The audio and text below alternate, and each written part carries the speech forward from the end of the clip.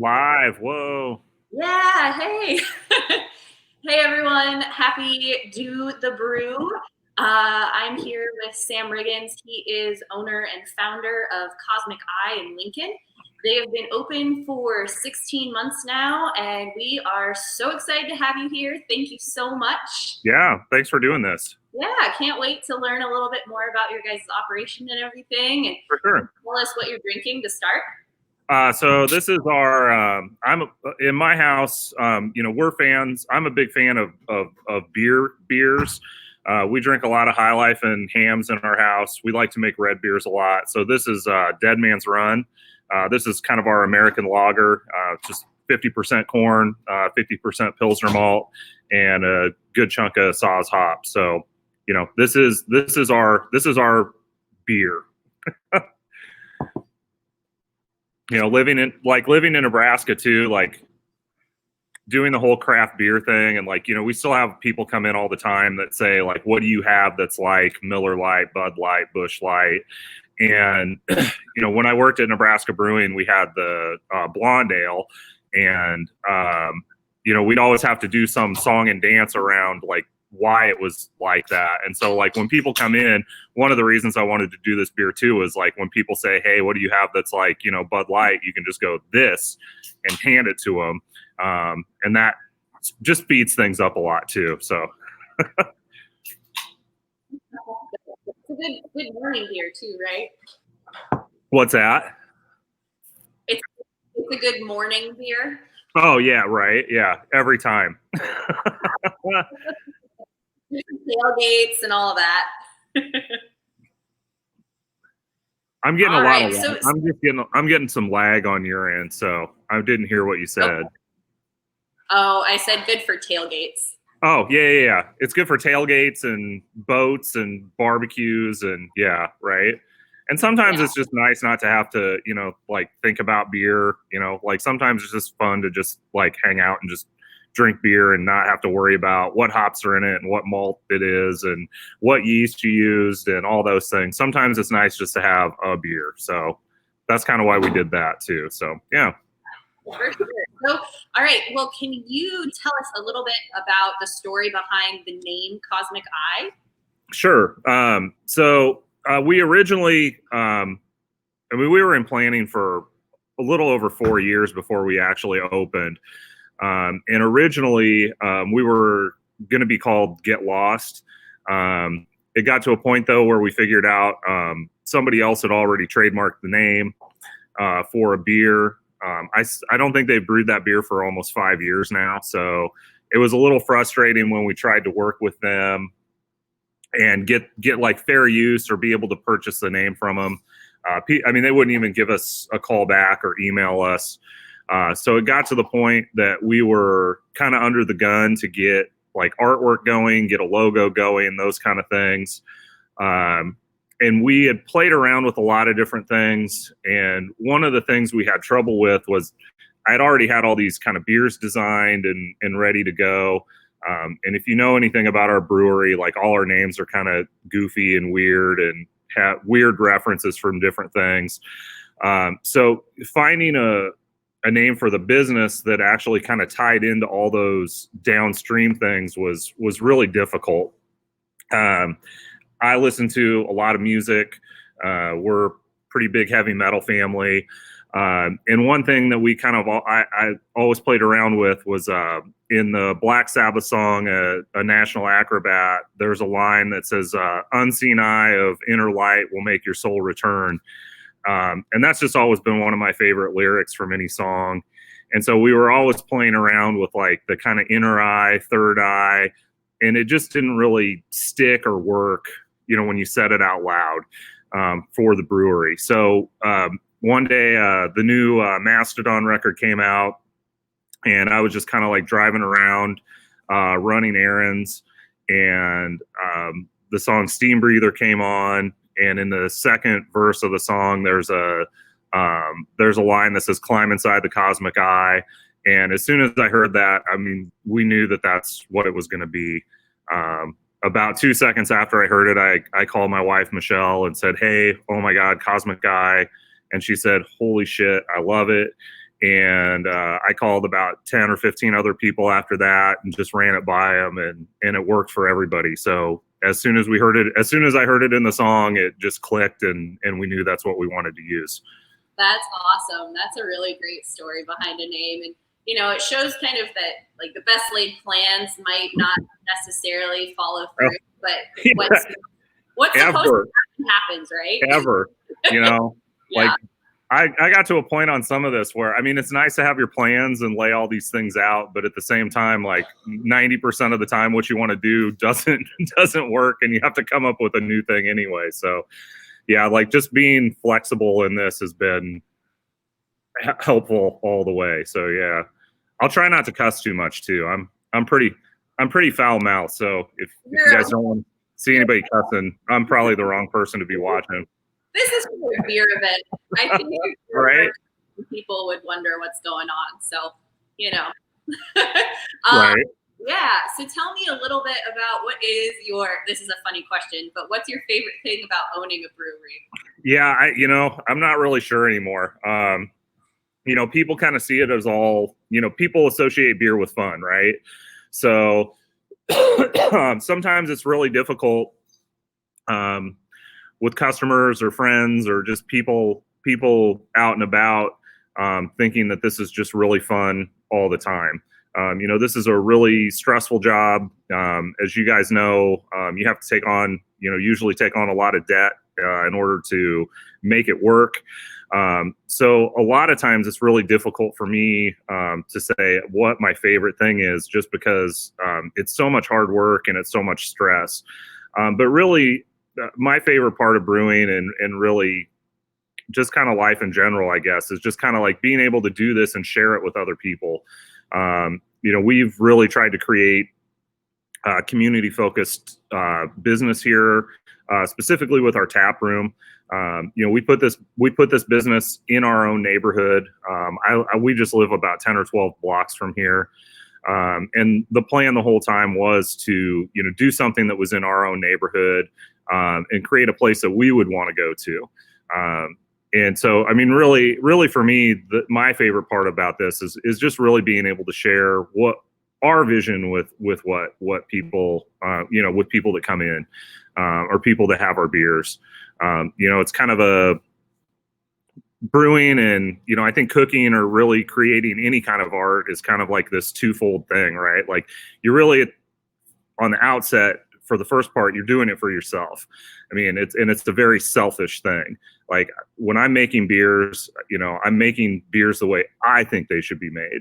And, that might be a little arrogant and selfish on the front end. But then on the back end of that, when you're turning it out into the wild and releasing it to everybody, then you're creating it for them. And that's kind of like the selfless part of it. So, we're kind of fortunate that we were able to put this in our neighborhood, and really kind of execute that vision of what we wanted. So yeah, that's probably my favorite part. Awesome. So tell us, the building in your neighborhood. Tell us a little bit about your building. What is the story behind it? Yeah, right. So this is kind of a weird spot. So for people that have been around in Lincoln for a long time, we're essentially in what used to be East Park Plaza. This at one point was a really hopping, fun mall to be at, especially when you were a kid. The arcade was here, the movie theater was here, and still is. But on the other end, there was Laser Quest, and so we took over what was the former Laser Quest space. They went out of business, and this space really just sat empty for, I think, almost 5 years before we took it over. So yeah, we are in an old laser tag space. We've kept as much of it around as we could. Like we still have the party rooms are still painted with the murals that they had. We have one of the party rooms has a giant dragon in it, and the other one has a giant knight painted in it on horseback with a lance. We kept the floors painted the same way. And like when you go in the back, we still kept all the black lights. You can still see where everything was set up. And when we first looked at this building, it was crazy because all the oh, what do we want to call them? All the obstacles and all the build out for the maze and the play area was all still intact. So when we first came in here, it was still 100% Laser Quest, and we had to tear all that stuff out though. But yeah, we tried to keep all of it around that we could.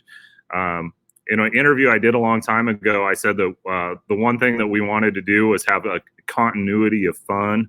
And so it's been kind of cool because we see people come in here that like had their birthday parties here when they were kids. And you can kind of see people like look around and like their eyes light up and they're like, oh man, they kept this and they did this.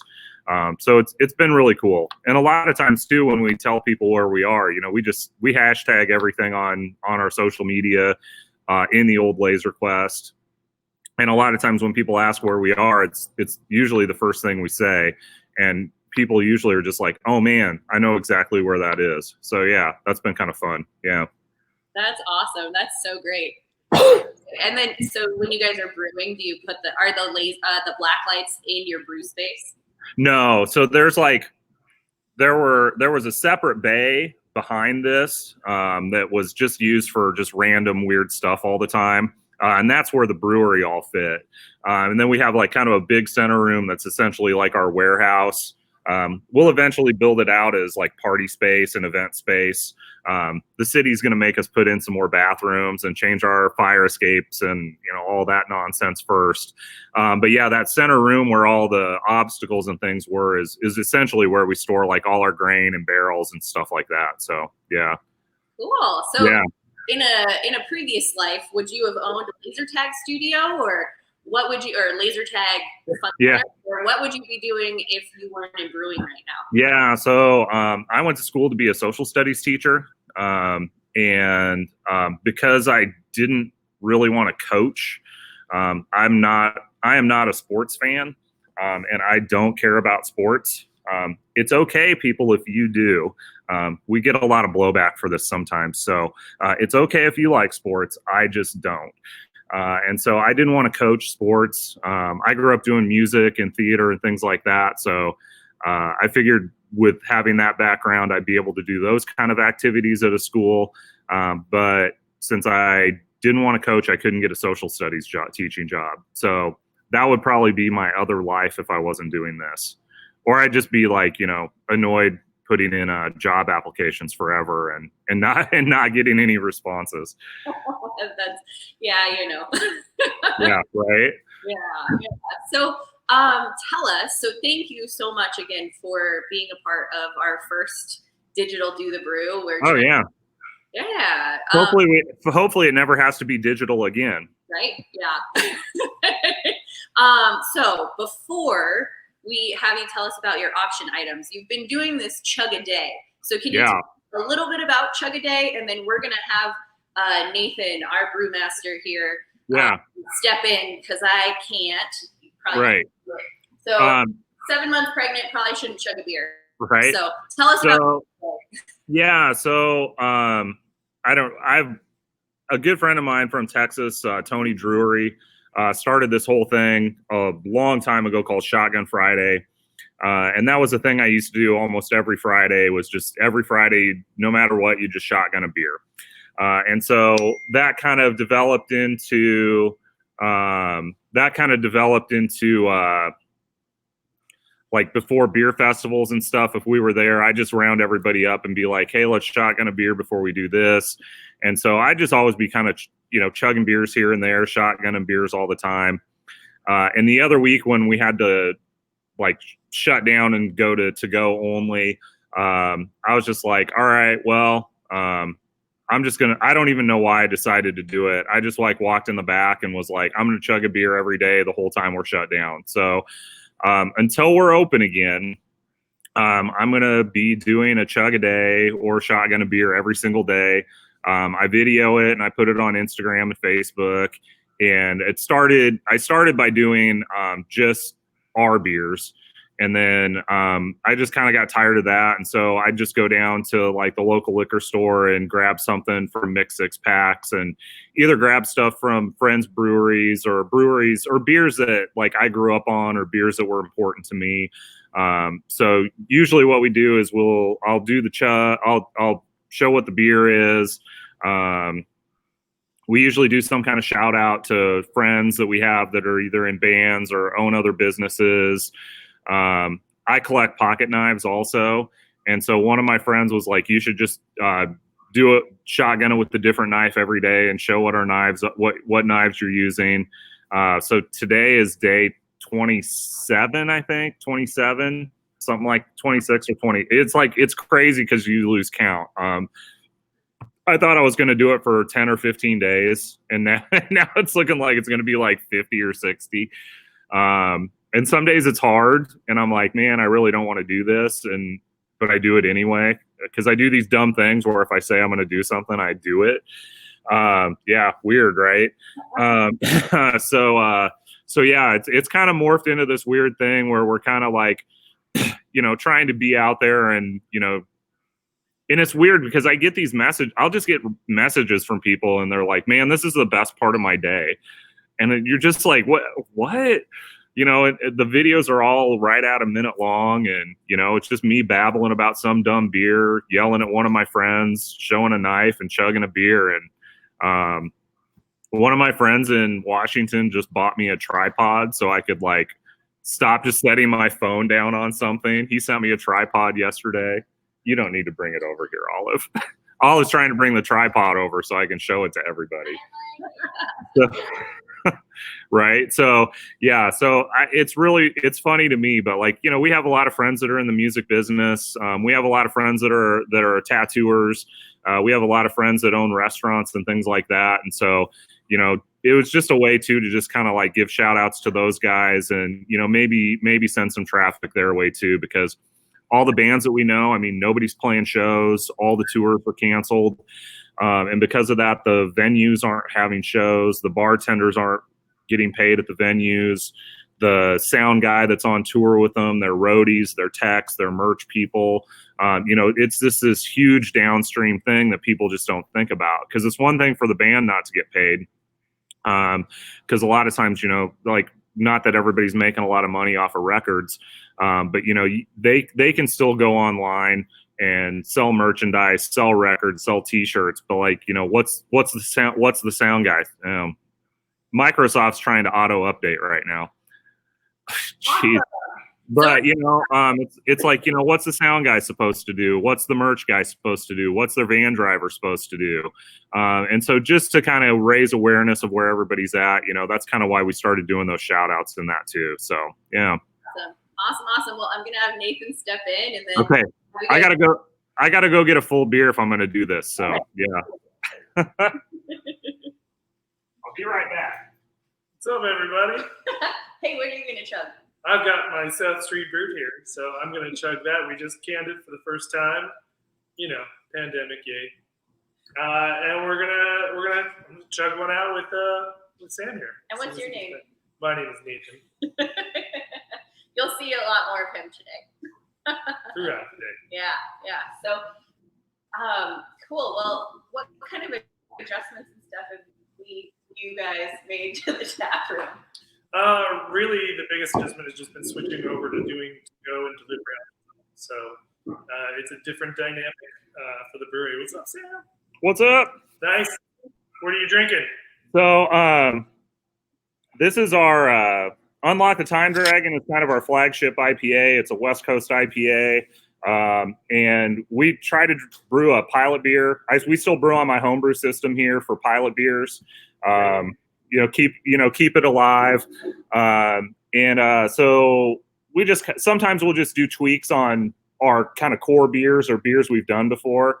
And so this is essentially our Unlock the Time Dragon. We kept the malt bill the same, the hops the same, and we just used our house lager yeast on it instead of our California ale yeast.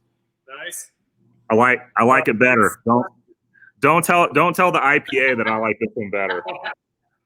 So we've been, usually when we make these, we get about 12 or 12 and a half gallons off of them. And so we've been, usually it's just, tap room only, we only sell pints of it and you can't get like crowlers or anything to go.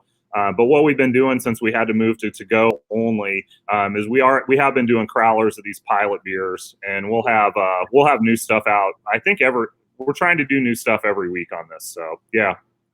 Very cool. So we're calling this one Lager the Time Dragon. So yeah. And I'm ready to go. I'm ready to go whenever you are. Cheers.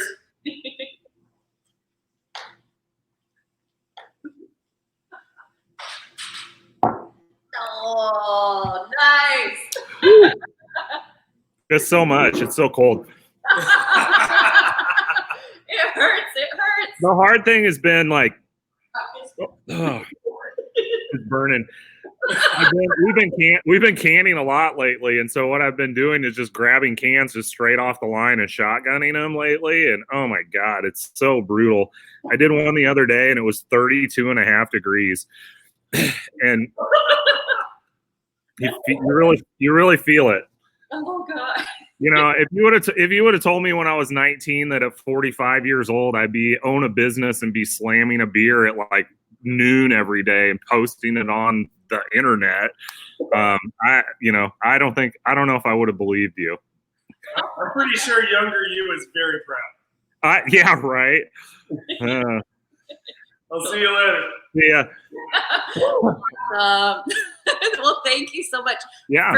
Before we have you go, can you tell us what auction items people can bid on? Because all the proceeds from those bids go directly back to you all. So yeah. So the first one we're doing is we're doing a private tour and tasting for up to 8 people. So that would be hosted by my wife and myself.